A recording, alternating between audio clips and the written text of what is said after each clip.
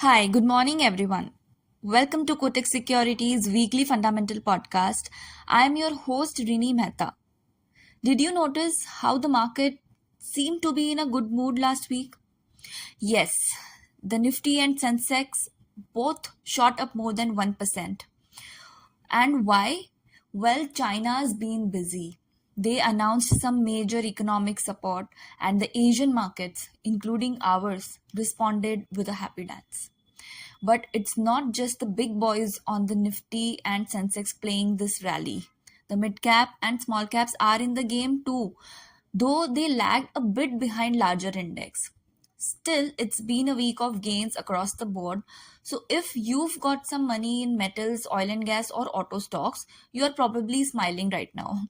These sectors were the stars of the week, leading the charge. While our markets are cruising, crude oil prices are still stuck in neutral.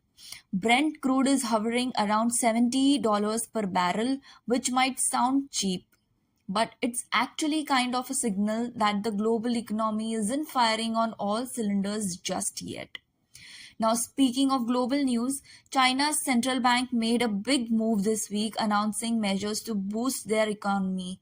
Their equity market surged in response, and across the Pacific, in the US, everyone's got their eyes on the core personal consumption expenditures price index data.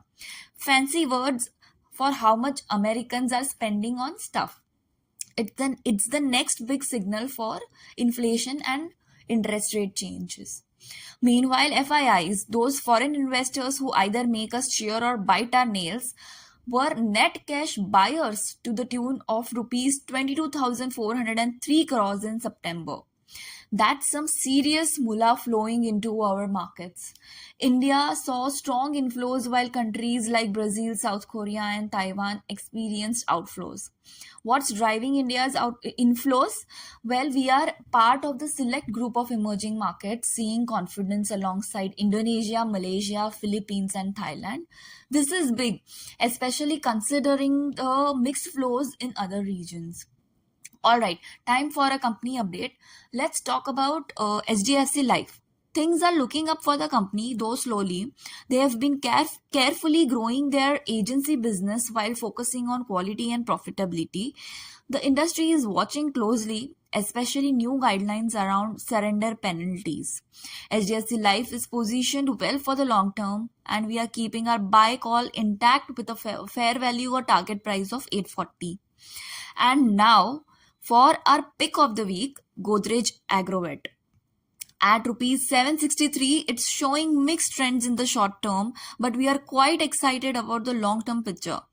This company has its hands in multiple segments, and while some may be experiencing bumps, the overall direction looks promising. We'll review the estimates after quarter end, but for now, we are sticking with a fair value of 850 rupees. So, what's your next move in this exciting market? Let me know what you think, and as always, keep your mind over money. Catch you in the next episode. Thank you. Signing off.